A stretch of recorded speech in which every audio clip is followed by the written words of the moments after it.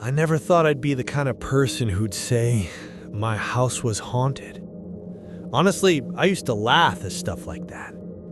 But everything changed the year we moved into my grandfather's old house. He passed away suddenly, and the place was left to my parents. So we packed up and left the city for what we thought would be a quiet life. It was anything but quiet. The house sat at the edge of a small town. It looked normal enough on the outside. 2 stories, peeling white paint, overgrown grass. But the second I stepped inside, I felt like something was off. It wasn't just the smell, though it did have that old, stale scent. It was the silence. Too still.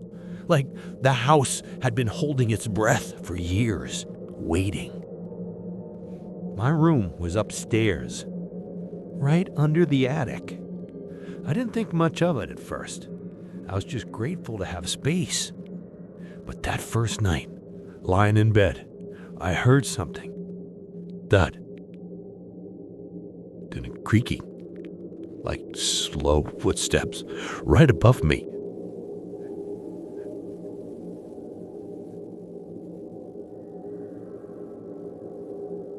I froze, listened. Then silence. I told my parents the next morning. They shrugged it off. Old houses make noise. Sure, that's what I told myself too. But the next night, it happened again. Thud, that creak. Always around the same time. 12:30 a.m. That became a pattern. Every single night. Sometimes it sounded like someone was dragging something, like a chair scraping across the floor. But when I climbed up to check the attic, it was empty, dusty, cold, nothing up there but old boxes and cobwebs. Still, the noises kept coming. I even tried recording them once. But when I played it back, there was nothing, just static.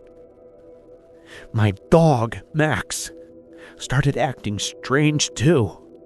He used to sleep in my room, but after a week he refused to come upstairs. He'd just sit at the bottom of the steps, staring up at the ceiling, growling. One night, I was lying awake. The house was silent. Then I thought a faint light coming from under the attic door. Just a thin sliver of orange glow. Like candlelight. But we didn't keep candles in the house. That's when I started to worry. I remember whispering to myself, "It's just in your head. You're tired." But deep down, I knew something was up there, waiting. After that night, with the light under the attic door, I started noticing more things. Subtle at first. I'd wake up feeling cold. Not just chilly, but cold enough to see my breath, even though it was the middle of summer. Sometimes I'd hear whispers, not full words, more like breathy murmurs, soft, broken sounds just outside my door. But when I opened it, there was nothing there, just an empty hallway. The weirdest part? It only ever happened after midnight, always between 12:30 and 1 a.m. I began to dread going to sleep. I'd lie there, frozen in bed, watching the ceiling, waiting to hear those steps again. And they always came. Sometimes slow and steady, other times quick, like someone pacing, back and forth, back and forth. One night, I got brave. I turned my phone flashlight on and quietly walked upstairs, trying not to wake anyone. The attic door was closed, but the latch, the old rusty one that never held properly, was dangling open. Not broken, not forced, just hanging there. I stood there for a long time, my heart pounding in my chest. I wanted to open the door, but something deep in my gut screamed at me not to. I backed away and went to bed, but I didn't sleep. The next morning, I asked my mom if she'd ever gone up to the attic. She said she hadn't. Said there wasn't anything up there but dust and old boxes. Then she said something that stuck with me. She said, "Your grandfather never liked that attic either. He used to sleep downstairs, even though his room was up there." I asked why. She shrugged and said, "He never explained, just called it drafty." But I don't think it was the cold he was worried about. Later that week, I was going through the kitchen drawers and found an old house blueprint tucked behind some manuals. I unrolled it on the table, and that's when I saw something that didn't make sense. The attic, it wasn't just a storage room. It had a small walled-off section in the back corner. No door, no visible entry, but it was there, hidden behind the main wall. I went up to check it myself, and sure enough, on the far side of the attic, there was a wall that didn't quite match the others. Newer boards, different nails, covered in dust. And that's when I started wondering, why would someone seal off part of the attic? And more importantly, what's behind that wall? I couldn't stop thinking about that sealed-off wall. I even had dreams about it. In one of them, I was in the attic, staring at that corner, and something was knocking from inside it. 3 knocks. Always 3. I knew I had to go up there again. This time, I wanted answers. It was just past midnight. The house was silent. Everyone was asleep. I grabbed my phone and a flashlight this time. A real one, not relying on 4% battery again. When I opened the attic door, it was ice cold, colder than it had ever been, like I stepped into a freezer. I climbed slowly. Each step felt louder than it should have. The air was thick, almost like it didn't want me there. And then I saw it. In the center of the attic was a candle, lit, burning steadily. No breeze, no open window, just that soft orange glow in the dark. I froze, because I know no one lit that candle. We didn't own any candles. My parents are paranoid about fire, and yet there it was, sitting on the wooden floor, surrounded by dust and something else. Symbols, drawn in chalk, some faint, some fresh. Circles, shapes I didn't recognize, like a ritual or warning. I stepped closer, heart pounding. The candle didn't flicker. It burned steady, like it was protected. Then suddenly, I felt something behind me. Not a touch, just a presence. Heavy. Right at my back. I turned quickly. Nothing. Just shadows. But that chill got colder. And then the candle went out. Not slowly, no wind, just gone. instant darkness. I didn't wait. I turned and bolted, nearly tripped down the ladder. I slammed the attic door and didn't look back. I stood there, breathless, hands still shaking on the handle. Something had changed. That attic wasn't empty. He barked at the ceiling every night, low, repeated, uneasy. My parents still didn't notice anything. They just said I looked tired. Then, one day, I found something tucked in one of the attic boxes. I wasn't even looking, just trying to clean, hoping it would make the space feel less hostile. Inside a dusty old folder were photographs, black and white, faded, but one of them stopped me cold.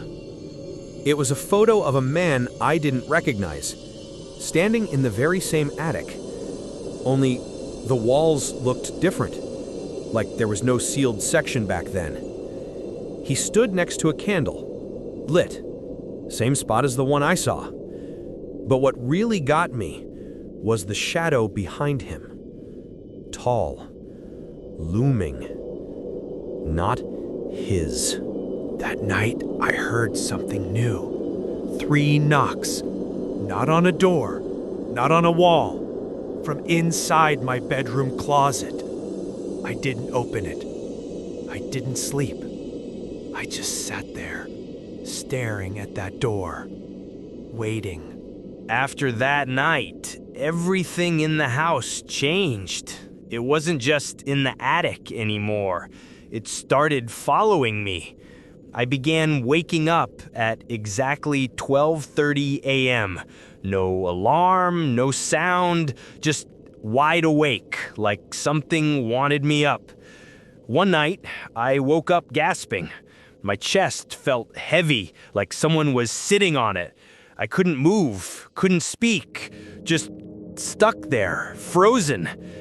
Out of the corner of my eye, I saw something standing in the doorway, not moving, just watching.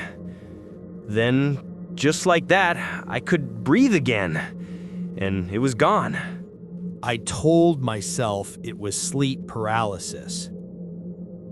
Stress. Maybe too many late nights. I wanted to believe that. But then, things started moving. I'd leave my phone on the desk before bed, wake up, and find it on the floor across the room. My notebook, where I'd started writing everything down, was torn in half one morning, ripped right down the middle. And my dog, he wouldn't even come upstairs anymore. I tried to ignore it. I really did. But once it starts, you can't just pretend it's not there. The knocking became a pattern. 3 knocks, always around the same time. Never louder than a tap, but enough to wake me, enough to paralyze me with fear. It wasn't just my room anymore. I started hearing it downstairs, in the kitchen, even in the walls of the hallway. The air felt heavier, colder. Sometimes I'd be brushing my teeth and the lights would flicker. Not fast, just once, as if something passed through the room behind me. Other times, I'd come home from school and find the attic door cracked open, just a sliver, like someone wanted me to know it had been used. Then something really strange happened. I woke up one night, and someone had written on my mirror just 2 words: light it. I stared at it for minutes, tried to convince myself maybe I'd written it in a dream, but I hadn't. The handwriting wasn't mine, and it wasn't condensation. It was scratched in. That was the night I stopped going upstairs alone. But whatever it was, it didn't need me to go to the attic anymore. It had found me. He said the candle must never go out on its own. If it does, it means the binding has broken, that the Watcher is no longer contained, but free to move again. Then I found the last page. The handwriting was different. Not shakier, but familiar. It looked exactly like mine. I stared at it for what felt like forever. One sentence. I lit the candle. No date, no signature. I didn't write it, but it was my handwriting. That's when I knew. Whatever this thing is, it's been waiting. Not just to be released, but to be remembered. I knew I had to go back up there. Whatever was happening was connected to that attic. So I picked a clear afternoon, bright sunlight outside, every door in the house open. I went up, this time determined to find something. And I did. Tucked deep inside one of the old crates, under books, papers, and a moth-eaten quilt, was a journal, a leather-bound notebook. Cracked, dusty. I flipped it open. Most of the entries were dated decades ago, from the 1960s and 70s, all written by someone named Elijah M., my grandfather's older brother. A name no one in my family had ever mentioned. Notes about fixing the roof, the garden, normal stuff. But the entries changed. Midway through, his handwriting got shaky. The tone, paranoid, frantic. He started writing about the candle ritual, how it was never supposed to be relit, how the symbols around it were seals meant to keep something inside. Something he called the Watcher? After I read that journal, I stopped sleeping upstairs. I moved into the guest room on the first floor. Started keeping the attic door locked, even though I don't think locks matter with something like this. I tried to tell my parents again, but how do you explain any of it without sounding insane? They thought I was just going through something, offered therapy, said it was stress. But I know what I saw. I know what I felt. Because even now, I still hear it. The candle keeps coming back. Not physically, but in dreams. Always the same attic. Always the same dim light. Always that feeling like someone's in the room with me, just out of sight. And every time I wake up at 12:30 a.m., sharp, no alarm. Sometimes I smell burning wax. Faint, like it's coming from another room. And every once in a while, when the house is completely quiet, I hear footsteps. Not above me, but inside the walls. We moved out a few months later, sold the house to a couple who never asked questions. I didn't tell them about the attic, or the journal, or the candle. I wanted to leave it all behind, but whatever was in that house, I don't think it ever really stayed there. Last night, around 12:30 a.m., I woke up to a sound. 3 knocks. Soft. Steady. I live in an apartment now. No attic, no crawl space. Just a closet. And when I opened it, I swear, for just a second, I saw that same candle burning, waiting.